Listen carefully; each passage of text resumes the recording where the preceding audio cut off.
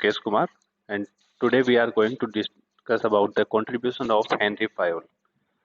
In the field of management, Fayol also have a better contribution regarding the management studies. Fayolism is one of the first comprehensive statements of a general theory of management, developed by the French management theorist Henry Fayol. And the life cycle of Henry Fayol was 1841 to 1925. One of the most influential contributors to modern concept of management. Fayol has proposed that there are five primary functions of management, and these were planning, organizing, commanding, coordinating, and controlling. So according to Fayol, जो 5 function उन्होंने बताए थे वो सारे 5 हैं। पहला है planning, कोई भी काम हो तो उसकी प्लानिंग अपने को अच्छे से करनी होती है। ऑर्गेनाइजिंग, प्लान करने के बाद उसको अच्छे से ऑर्गेनाइज करना है। कमांडिंग, आपको किसको क्या कमांड देनी है, दैट मीन्स आपकी लीडरशिप। कोऑर्डिनेटिंग, आपके जितने भी डिपार्टमेंट्स हैं, आपका जो भी प्रोसेसर है, उस प्रोसेस में कमांड कोऑर्डिनेशन कितना है और कितना कोऑर्डिनेशन उसमें रिक्वायर्ड है। And then controlling, that means आपका जो प्रोसेस चल रहा है उसको प्रोसेस को कितने टाइम ड्यूरेशन में कंप्लीट होना है, कितनी उसकी रिक्वायरमेंट है और कितना आपको टाइमली कंप्लीट मिल रहा है, तो वो सारा का सारा कंट्रोल आपका होना चाहिए। तो ये सारी 5 फंक्शन है जो कि फायल ने दिए थे अपने मैनेजमेंट थ्योरी में। Fayol's work has stood the test of time and has been shown to be relevant and appropriate to contemporary management. File ने जो काम किया था मैनेजमेंट की हिस्ट्री में और जो उसने मैनेजमेंट की थ्योरीज जो दी हैं, वो आज के टाइम की अप्रोप्रिएट कंटेम्प्रेरी जो मैनेजमेंट है उसमें उनका बहुत ज़्यादा योगदान रहता है। बहुत ज़्यादा मैनेजमेंट के बारे में उन्होंने बताया था। Daft's text is organised about Fayol's 4 function. जो मैनेजमेंट थिंकर हैं डाफ्ट, उन्होंने भी अपने जो मैनेजमेंट थ्योरीज दी थी उनके भी उन्होंने 4 फंक्शन तो हेनरी फायल के ही यूज किए।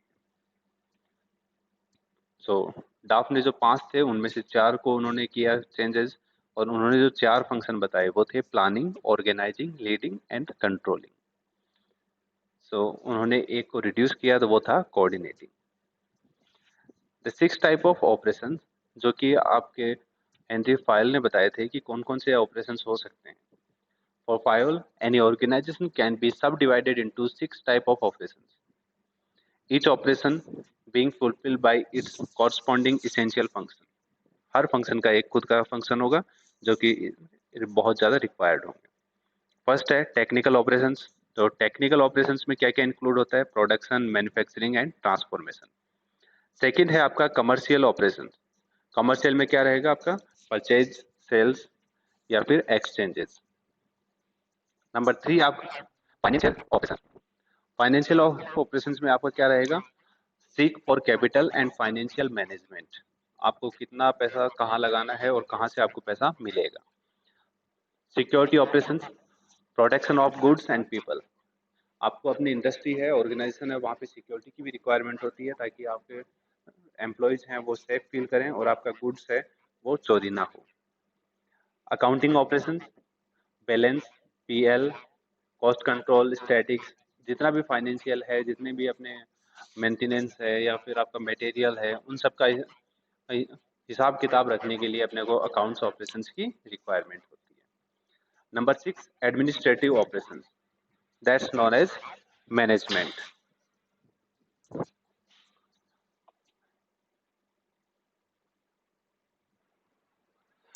नंबर 6 है आपका administrative operations, that means management. In 1925, 6 months before Henry Fayol's death, Verne helped Fayol to redefine the function of administration. Administration, industrially, at general, जो कि उनका लास्ट टॉपिक था जिसके बारे में उन्होंने लिखा था 1925 में वर्ने की हेल्प के साथ। तो उसमें उन्होंने अलग से एडमिनिस्ट्रेटिव ऑपरेशन से उनको डिफाइन किया और उन्होंने दिया कि टॉप 9 लेवल्स होने चाहिए अपने मैनेजमेंट में। तो Fayol was representing an organisation like a living body. तो दैट मीन्स उन्होंने ये कहा कि जैसे अपनी बॉडी है, कोई भी लिविंग बॉडी है, उसके अंदर अलग अलग स्ट्रक्चर्स होते हैं, अलग अलग पोजीशंस होती हैं। वैसे आपके किसी में भी कोई भी अगर आपका मैनेजमेंट है तो ऑर्गेनाइजेशन है, वहाँ पे वो भी एक लिविंग बॉडी की तरह है, जो कि मतलब अलग अलग कंपोनेंट से बनी हुई है।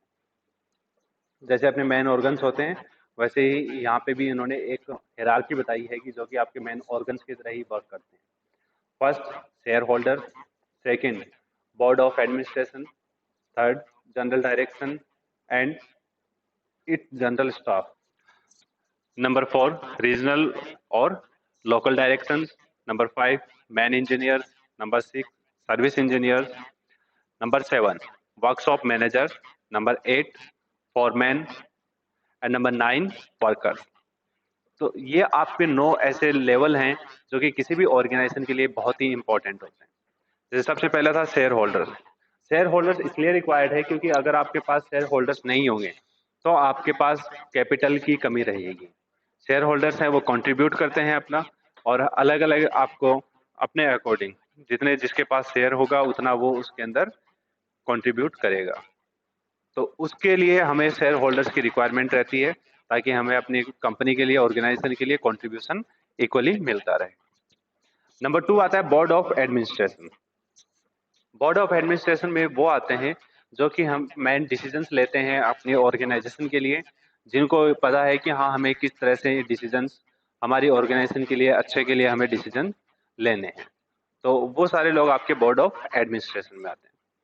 Number three, general direction and its general staff, that's adviser. जो मतलब हमें जनरल डायरेक्शन देता है किसी भी चीज के लिए कि हाँ हमें ये काम करना है, किस तरह से करना है, और आपको ये काम करने से ये बेनिफिट हो सकता है ऑर्गेनाइजेशन के बेनिफिशियल के लिए, तो वो आपके एडवाइजर्स हो सकते हैं, जो आपके जनरल स्टाफ में भी हो सकते हैं, मैनेजिंग पोजीशन पे भी हो सकते हैं। नंबर फाइव आपका आता है रीजनल और लोकल डायरेक्शन।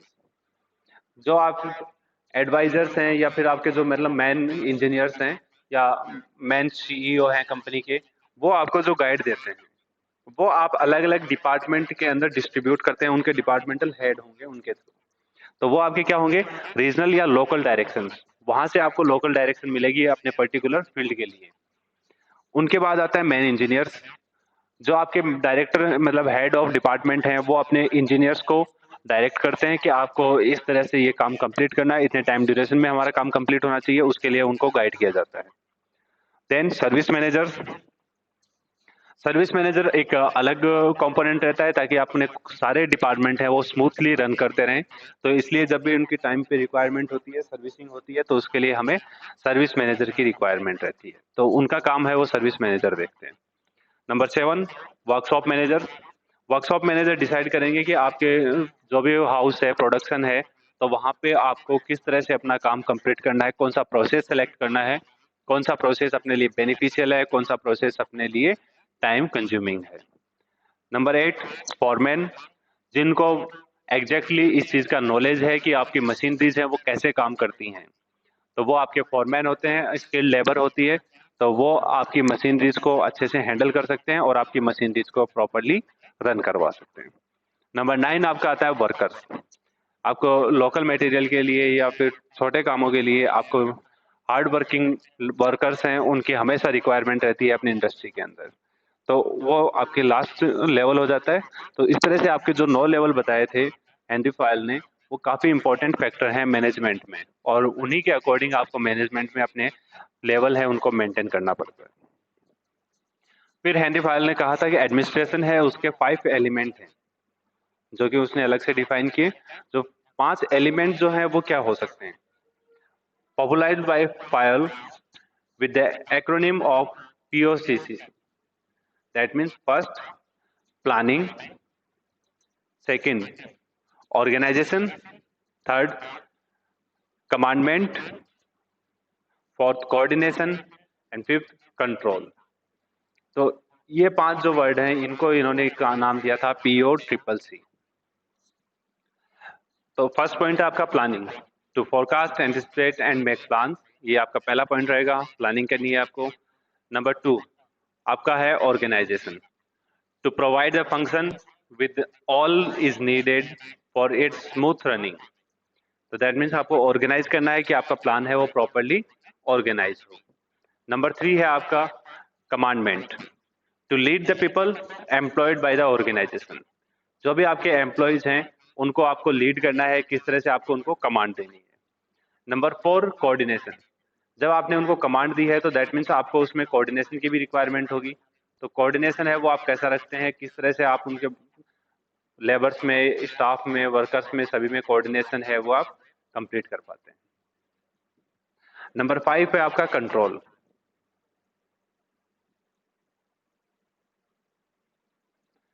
कंट्रोल इसलिए रिक्वायरमेंट है to verify if everything happens in accordance with defined plan, order given and accepted principle. तो जो भी आपका काम है वो काम कंप्लीटली आपका प्रॉपरली और टाइमली होता रहे, तो उसके लिए उनके ऊपर कंट्रोल की भी रिक्वायरमेंट होती है। जो आपने प्लान बनाया था वो टाइमली आपका कंप्लीट हो रहा है कि नहीं हो रहा, ऑर्डर दिए थे वो हो रहे हैं या नहीं हो रहे हैं। अगर आपका कंट्रोल नहीं रहेगा तो आप प्लान बनाएंगे, वो प्लान एग्जीक्यूट नहीं होगा, ऑर्डर देंगे, आपके ऑर्डर हैं वो नहीं माने जाएंगे, तो इस तरह से आपका काम है वो कभी कंप्लीट नहीं हो सकता। For Fayol, the art of commanding relies upon certain personal qualities and upon the knowledge of management general principle. It has, like all other arts, its degree. The manager in charge of a commandment must. File के according art of commanding है वो भी एक बहुत important factor है किसी भी manager के लिए, बाकी और सारे क्वालिटीज की तरह।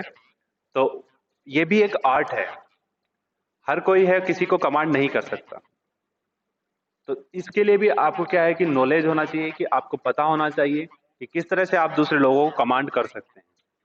तो फाइल के अकॉर्डिंग एक मैनेजर के अंदर जो जो रिक्वायरमेंट्स हैं वो क्या है। First, have a deep knowledge of his staff. पहला इनका ये था कि आपका स्टाफ है उसका आपको प्रॉपरली नॉलेज होना चाहिए। सेकंड, कल द इनकैपेबल्स, जो भी आपको लगता है कि ये काम नहीं कर सकते हैं, कैपेबल नहीं हैं, उनको आप कम कर दें। Well known the convince building convention binding the organisation and its members. आपको ऑर्गेनाइजेशन और उसके मेंबर्स के बारे में अच्छे से पता होना चाहिए कि क्या उनकी पॉलिसीज हैं, किस तरह से उसको बांध के रखना है। Number 4, give the good example by his attitude. कभी भी अगर आप किसी को कमांड कर रहे हो तो आपको उसके लिए खुद का एग्जाम्पल देना बहुत जरूरी होता है। आपका खुद का अगर पॉजिटिव एटीट्यूड है, आप किसी भी काम को खुद आगे से बढ़ के कर रहे हैं, तो आप किसी को भी बोलेंगे तो वो आपकी बात को डेफिनेटली मानेगा। अगर आप खुद की हैबिट अपनी अवॉइड करने की है तो आप किसी और को कमांड के काम करने के लिए नहीं बोल सकते हैं, कमांड नहीं कर सकते हैं। तो that is the best thing कि आप दूसरों को एग्जाम्पल दें, खुद वो काम करके दिखाएं कि हाँ मैं ये चीज कर सकता हूं तो आप भी ये काम आराम से कर सकते हैं। तो उनको दूसरों को अपने खुद के काम के एग्जाम्पल्स के थ्रू, ना कि बता के, उनको दिखा के वो चीज कि हाँ खुद काम करके आप दिखाएंगे तो दूसरों को पता चलेगा कि हाँ जब ये खुद कर सकते हैं तो हमें भी इस काम को करने में तकलीफ नहीं होगी। Number 5, conduct regular inspection of the corps socials. जैसे कि आपको बताया था कि आपकी ये क्वालिटीज हैं, वो क्वालिटीज में आपको अपनी ह्यूमन बॉडी ऑर्गन की तरह अपने को सारे के सारे जो मेंबर्स हैं, कमिटी है अपनी, उनका रेगुलर इंस्पेक्शन है वो बहुत जरूरी है। Get together his man partners in conferences where are preparing the unity of direction and the focus of effort. जहाँ पे अपने को कोई डिसीजन लेना होता है, बड़ा डिसीजन लेना होता है, वहां पे आपके मैन पार्टनर्स हैं, उनके साथ आपकी मीटिंग्स रहनी चाहिए। आपको पता होना चाहिए कि सारे के सारे उसमें एग्री हैं या नहीं है। Not by distracted by details, छोटी मोटी बातों से डिस्ट्रैक्ट नहीं होने वाला हो, उसको डीपली हर एक चीज का नॉलेज हो। Aim to make prevalent among his staff energy and initiative. उसका मोटिव यही होना चाहिए कि वो अपने स्टाफ को, अपनी एनर्जी को, इनिशिएटिव को लेने में कभी भी हिचकिचाए नहीं, हमेशा उनके लिए हमेशा पॉजिटिव रहे। इसके अलावा 14 प्रिंसिपल और दिए थे फाइल के, जो किस प्रकार हैं। First, the division of work, काम है उसको आप डिवाइड कर दो ताकि एक पर्सन के ऊपर काम ज्यादा ना आए। Second, authority, the right to give order should not be considered without reference to responsibility. आपकी कोई भी अथॉरिटी है वो आपके पास सिर्फ एक राइट नहीं होता ऑर्डर देने का, उसके साथ साथ आपके पास रेस्पॉन्सिबिलिटी भी आती है। Number 3, discipline, outward mark of respect in accordance with formal और informal agreements between a firm and its employees. तो दैट मीन्स अगर आपको रेस्पेक्ट बनानी है तो आपकी फर्म में और आपके एम्प्लॉयज के अंदर एक इनफॉर्मल या फॉर्मल एग्रीमेंट ऐसा होना चाहिए कि सारे के सारे वर्क है वो अपना काम करेंगे और डिसिप्लिन में रहेंगे। Unity of command, one man one superior, that means आप जो कमांड दे रहे हैं एक ही सुपीरियर होगा तो वो आप सबको कमांड दे सकता है, अलग अलग एक ही काम के लिए अलग अलग सुपीरियर होंगे तो वो आपका काम है वो डिस्टर्ब होगा। Unity of direction, that means एक ही डायरेक्शन के अंदर आपका कमांड होनी चाहिए। One hand and one plan for a group of activities with the same objective. तो ये क्या रहेगा आपका unity of direction. Subordination of individual interest to the common interest, इसके according the interest of one individual और group should not prevail over the general और common good.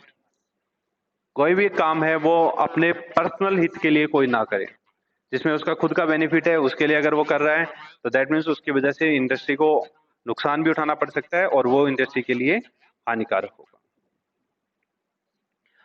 Remuneration of personal, अपने जो भी स्टाफ हैं, pay should be fair to both the workers as well as the organisation. अपने organisation को जितना benefit हो रहा है उतना आपके वर्कर्स को भी होना चाहिए।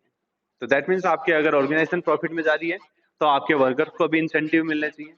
तो ये सारी पॉलिसीज अगर होंगी तो आपके वर्कर्स हैं वो हमेशा हैप्पी रहेंगे। Centralisation, it's always present to a greater और lesser extent depending on the size of the company and the quality of its manager. Centralisation that means आपका पूरा कंट्रोल है वो एक जगह के ऊपर कैसे रह सकता है, किस तरह से हम सारी चीजों को कंट्रोल कर सकते हैं एक चीज से। Scalar chain, the line of authority from top to bottom of the organisation, एक चैन में आपके हायरार्की में आपका वर्क होना चाहिए, आपके टॉप से लेके बॉटम तक आपकी एक कनेक्टिविटी रहनी चाहिए, आपके अलग अलग सीक्वेंस के ऊपर अलग अलग आपकी अथॉरिटीज होंगी जो कि उनको गाइड करती। Number 10, order, a place for everything and everything is in its place, the right man in the right place. सही चीज को सही जगह रखना वो सही ऑर्डर में रखने के बराबर होता है। तो दैट मीन्स जिस आदमी की या जिस चीज की जहां रिक्वायरमेंट है उसको वहां पे आपको प्लेस करना है। Equity, a combination of kindness and justice towards employees, आपके मन में उनके लिए काइंडनेस भी होनी चाहिए और जस्टिस भी होना चाहिए। तो दोनों चीजें जितनी बैलेंस्ड होंगी उतने आपकी इक्विटी रहेगी अपने एम्प्लॉयज के लिए। Number 12, stability of personal tenure, employees need to be given time to settle into their jobs, even though this may be a lengthy period in the case of some managers. Workers को इतना time देना चाहिए ताकि वो अपनी job के लिए settle हो जाएं, और थोड़ा सा हो सकता है कि उनको थोड़ा ज्यादा टाइम भी लग सकता है किसी किसी वर्कर को। तो उनको ऐसा नहीं होता है कि आते ही फर्स्ट डे उनके ऊपर एक्स्ट्रा बर्डन डाल दिया जाए। तो उनको एक टेन्योर के लिए ट्रेनिंग पीरियड होता है, उसी के अंदर रखना भी होता है और उसी के अकॉर्डिंग वो काम करते हैं। Number 13, initiative. Within the limits of authority and discipline, all levels of staff should be encouraged to show initiative. आपको अथॉरिटी को ऐसे डिसिप्लिन में रखना है कि आपका हर एक स्टाफ है वो किसी भी इनिशिएटिव के लिए तैयार रहे।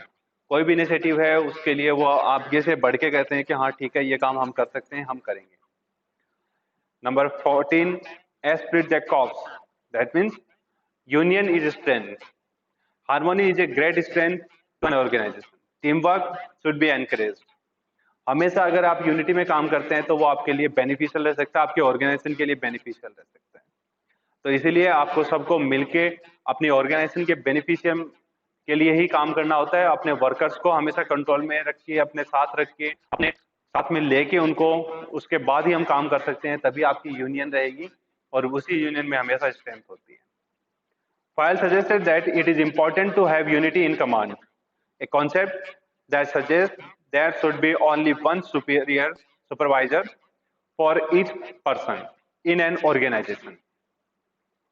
Like Socrates, File suggested that management is a universal human activity that applies equally well to the family as it does the cooperation. तो दैट मीन्स ऑर्गेनाइजेशन भी एक फैमिली की तरह वर्क करती है अगर हम उसमें कोऑपरेट करते हैं तो इसीलिए आपकी ऑर्गेनाइजेशन है वो है आपकी एक फैमिली की तरह, और वहां पे भी हमें यूनिटी की रिक्वायरमेंट होती है, कोऑर्डिनेशन की रिक्वायरमेंट होती है, और उसी तरह से सब मिलके एक साथ काम करते हैं। आपकी फैमिली है वो डेवलप हो सकती है तो आपकी ऑर्गेनाइजेशन भी डेवलप हो सकती है। तो ये फाइल के कुछ कॉन्सेप्ट थे जो कि उन्होंने मैनेजमेंट के बारे में दिए, और आई थिंक आप लोगों को क्लियर हो गया होगा। Thank you so much.